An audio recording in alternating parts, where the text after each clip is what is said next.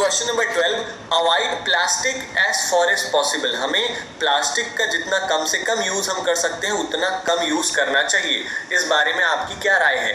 Answer, plastics are not biodegradable materials. हम जानते हैं प्लास्टिक्स को हम किसी भी तरीके से पूरी तरीके से खत्म नहीं कर सकते हैं, ठीक है, और इसी के लिए ये हमारे इन्वायरमेंट के लिए बहुत ज्यादा हार्मफुल होते हैं, नुकसानदायक होते हैं। They can't be finally disposed of. हम इन्हें ना कहीं पूरी तरीके से खत्म कर सकते हैं, ना तो हम जला सकते हैं, क्योंकि हम जलाएंगे तो ये हार्मफुल गैसेस देंगे, इसलिए हम इन्हें अवॉइड कर देते हैं। तो अगर एक बार प्लास्टिक बन जाता है तो वो हजारों साल तक, लाखों साल तक वैसे ही धरती पर पड़ा रहता है, इसलिए हमें प्लास्टिक का कम से कम यूज करना चाहिए। Now 13th, match column A with column B. अब यहाँ पर आंसर मैं सीधा बता देता हूँ। पॉलिस्टर, पॉलिस्टर वो कपड़ा होता है जो आसानी से मुड़ता नहीं है, तो पॉलिस्टर को हम किससे, लास्ट वाले से मैच करेंगे।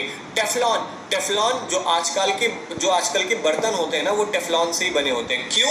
क्योंकि टेफलॉन वो मटेरियल होता है जो खाने को, जो पकाने वाली चीजों को बर्तन से चिपकने नहीं देता है। जो रोटियां हम आसानी से बना लेते हैं ना, वो क्यों? क्योंकि टेफलॉन के मटेरियल से बना होता है और रोटी का जो लोई है वो नीचे चिपकता नहीं है। रेयॉन, रेयॉन क्या होता है? रेयॉन आर्टिफिशियल सिल्क जिसे हम कहते हैं, मतलब नकली मखमल, वो वुड पल्प से बनाया जाता है, इसलिए हम रेयॉन को वुड पल्प से मैच करेंगे, थर्ड वाले को ए वाले से। नायलॉन, नायलॉन क्या होता है? नायलॉन का यूज होता है for making parachute and stocking, parachute बनाने के लिए और भी कई जरूरत मजबूत सामान बनाने के लिए हम नायलॉन का यूज करते हैं। Question number 14, manufacturing synthetic fibre. अगर हम मैनमेड फाइबर को बनाते हैं, इसका मतलब है कि हम फॉरेस्ट को वापस लाने में मदद कर रहे हैं, मतलब हम इको फ्रेंडली काम कर रहे हैं, हम अच्छा काम कर रहे हैं अगर हम सिंथेटिक फाइबर को मैन्युफैक्चर करते हैं। क्यों?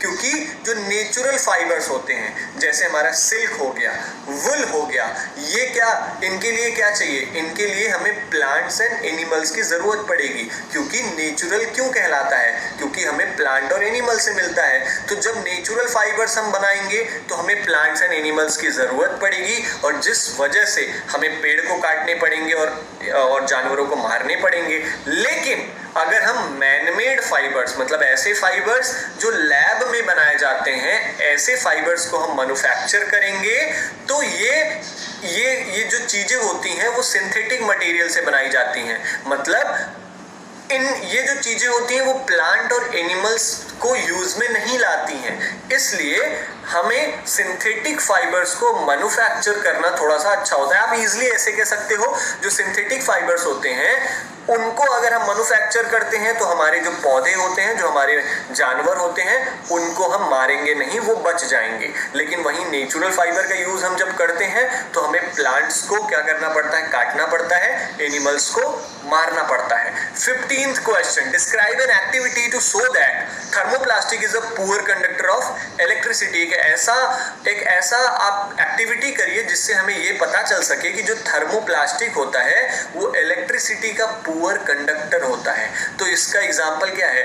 चलो, इलेक्ट्रिकल वायर्स जो होते हैं, जो हमारे घरों में तार होते हैं, उनके ऊपर प्लास्टिक कवरिंग लगी होती है, जो प्लास्टिक से ढका होता है ना, तो वो हमारा थर्मोप्लास्टिक होता है, जो हमें दिखाता है, विच सो दैट कि जो प्लास्टिक होते हैं वो पुअर कंडक्टर होते हैं। दूसरा एग्जांपल अगर हम लेना चाहें तो हैंडल ऑफ स्क्रू ड्राइवर, जो पेचकस होता है उसका जो हैंडल होता है, या जो प्लायर्स होते हैं, जो पिलास होता है उसका जो हैंडल होता है, वो आप प्लास में और पेचकस के हैंडल्स को थर्मोप्लास्टिक से इसलिए बनाया जाता है ताकि जो प्लास को यूज कर रहा है उसको करंट ना लग जाए। इसलिए हम कह सकते हैं कि जो थर्मोप्लास्टिक है वो पुअर कंडक्टर ऑफ इलेक्ट्रिसिटी होता है। तो दिस इज ऑल अबाउट